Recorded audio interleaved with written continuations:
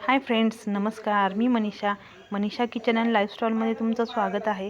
तर मी बघा आज मस्त अशी वेगळ्या पद्धतीची अशी तुम्हाला भरून ढोबळी मिरचीची भाजी करणार आहे. पण ती काय पातळ नाही करणार आहे. तुम्ही बघा मस्त अशी ढोबळी मिरचीची भाजी आहे. इथे मी घेतले शेंगदाण्याचं कूट, खोबरं, सुकं खोबरं आहे बघा, कोथिंबीर आणि भरपूर असं लसूण टेचून घेतलेलं आहे आणि आपले सुके मसाले. आता बघा मी इथे हे सर्व एकत्र करत आहे. शेंगदाण्याचा कूट, सुकं खोबरं, कोथिंबीर आणि लसूण हे असं मी एकत्र करत आहे. त्यामध्येच आता आपण हे सुके मसाले सर्व टाकणार आहे. त्यामध्ये सगळ्यात पहिली मी टाकलेली आहे हळद, त्यानंतर टाकलेली आहे मिरची पावडर, मग टाकलेली आहे बेडगी मिरची पावडर आणि मग त्यामध्ये टाकायचं आहे आपल्याला यामध्ये कांदा लसूण मसाला भरपूर टाकायचा बरं का, त्याची टेस्ट खूप छान येते. कांदा लसूण मसाला टाकलेला आहे आणि धना पावडर टाकलेला आहे आणि थोडीशी कलरची आणखीन बेडगी मिरची पावडर टाकलेली आणि चवीनुसार आपल्याला टाकायचं आहे मीठ आणि तिखट तुम्ही तुमच्या आवडीनुसार कमी जास्त करून टाका. ही फक्त आपण वाफेवर करणार आहे. इतकी सुंदर लागते ना.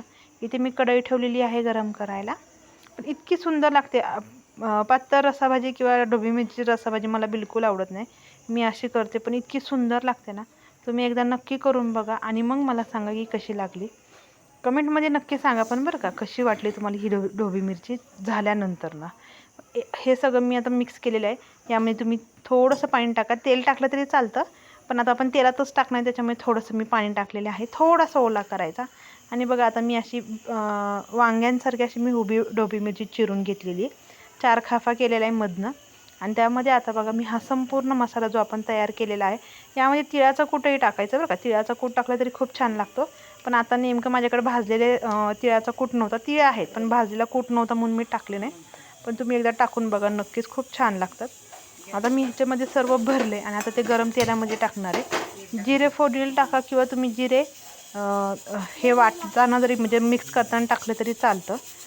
आणि मस्त अशी ही ढोबळी मिरची बघा तेलामध्ये सोडायची. सर्व एक एक एक एक करून भरलेली ढोबळी मिरची बघा, त्याचे देठं काढायचे नाही बरं का. ह्याच्यामध्ये देठं ठेवायचे. खूप छान दिसायला छान दिसत आणि चांगली लागते. मी आता ही सर्व तेलामध्ये ढोबळी मिरची मी ठेवून घेतलेली. उरलेला मसाला मी वरतून टाकलेले आणि आता आपल्याला एकदम गॅस बारीक करायचा, एकदम बारीक, आणि त्याच्यावरती झाकण ठेवायचं आणि एक 5-5 मिनिटांनी आपण हे झाकण काढायचं. बारीक गॅसवर ठेवायचं बरं का. 5-5 मिनिटांनी झाकण काढायचं आणि ही ढोबळी मिरची फक्त खालून वर वरून खाली फक्त पलटी करायची. त्याच्यात अजिबात पाणी टाकायचं नाही, फक्त खालून वर आणि वरून खाली.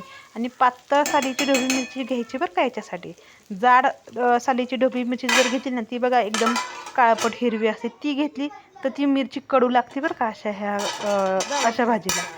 हे बघा मस्त अशी ही मी पातळ सालाचीच घेतलेली होती. आता ही मी उलटी पलटी करून दिसते का तुम्हाला भाजलेली ढोबळी मिरची. खूप छान लागते बरं का ह्याची टेस्ट. हे बघा खालून ही करपलेली नाही आहे, ही अशीच भाजायची मस्त अशी. ही आता मी भाजून घेते. 5-5 मिनटं झाकण ठेवायचं, 5 मिनटात उघडायची, 5 मिनटात झाकायची. असं करूनच ही भाजी तयार करायची. हे बघा इथे मस्त अशी भाजी तयार झालेली. त्याच्यावरती भरपूर अशी वरून कोथिंबीर टाकायची आणि तयार आहे बघा भरलेल्या ढोबळी मिरचीची भाजी. तर कशी वाटली नक्की कमेंटमध्ये सांगा आणि नक्की करून बघा. बाय.